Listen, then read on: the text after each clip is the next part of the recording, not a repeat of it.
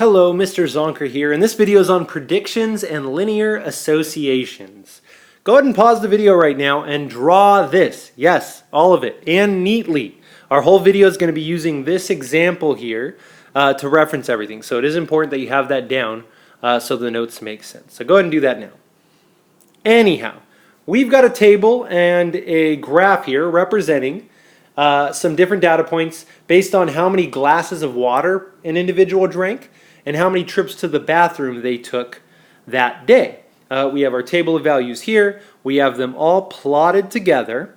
We have a line of best fit, which we've been talking about a little in class. And remember, the line of best fit is basically a line that best fits the linear association. This isn't actually a perfect line of best fit. We'll talk more about that later. But we're going to say this is good enough for us now. Let's go ahead and find the equation of this line by finding the slope and y-intercept. If I look at our graph here, I'm just going to take these 2 points, since they cross the grid line, and look at that rise over run. It looks like it's up 1 over 1, 2. So our slope is going to be 1/2, and I'm actually going to write that as a decimal, 0.5. It looks like our y-intercept is about 1.5. I'm also going to write that as a decimal, 1.5, which means our equation of our line of best fit is y equals 0.5x plus 1.5.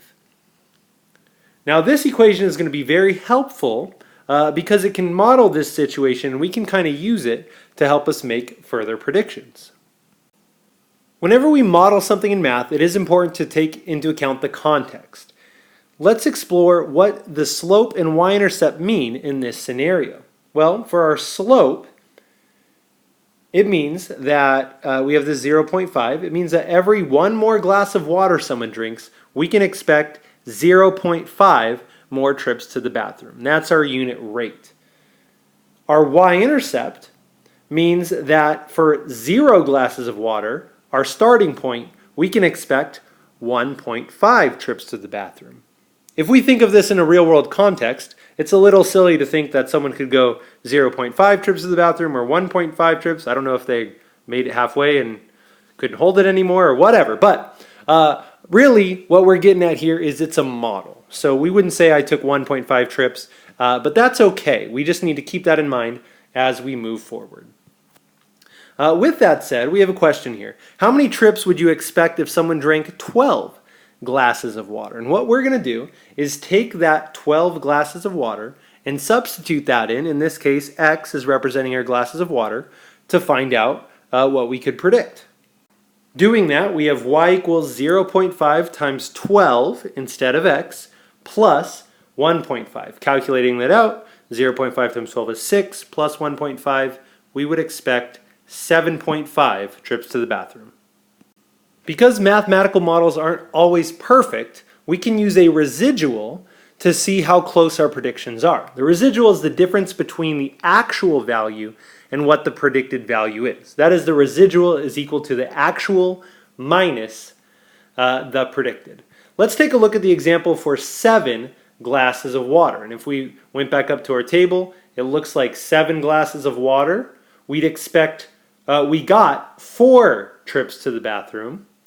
At 7 glasses of water, how much did we expect though? Looking at our graph, it looks like we would expect 5 trips to the bathroom when we actually got 4.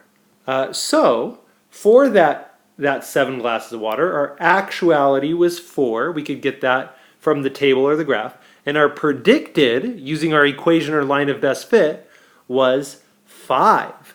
So if we subtract our actual and our predicted, we'll get our residual of 4 minus 5, which in this case is -1. So the residual for 7 glasses of water is -1. Whenever you calculate a residual, a positive means that you got more than expected, and a negative means you got less than expected. In this case, we expected 5, we got 4, so our residual is negative. Since we know our model isn't perfect, we can use bounds to give us a range of values that we can expect based on the data that we have. Our steps for finding our bounds is use the point furthest from the best fit line to get the bounds. Let's head back over to our graph here, and if I'm looking at this graph, it looks like our furthest point from the line is this point up here at 5, 6, and that's actually about 2 spaces. Everything else looks closer than 2 spaces, so we're going to use that value of 2, that residual of 2, for our bounds. And that's what we've marked down here. Our largest residual is 2. From there, we want to add or subtract this point from the best fit y-intercept, and then we want to use the same slope as the best fit line. Looking back at our graph, I'm going to take that highest residual of 2, and I'm going to add that to my y-intercept, so going from 1.5 to about 3.5, and then my slope is going to be parallel with my line of best fit. That gives me an upper bound. For my lower bound, I'm going to do the same thing, except start down 2, or subtracting that residual of 2, and giving myself a parallel line, just like that, to give us our lower bound. This is the range of values we should expect to see if we collected any more information from anybody else about glasses, water, and bathroom trips, at least depending on the data that we've collected so far. Finally, to write our equations for our upper and lower bound, we're going to use the same slope. That's y equals 0.5x, y equals 0.5x. For our upper bound, we're going to take this 1.5 and add the residual. That's adding 1.5 plus 2 is going to give us a plus 3.5 y-intercept.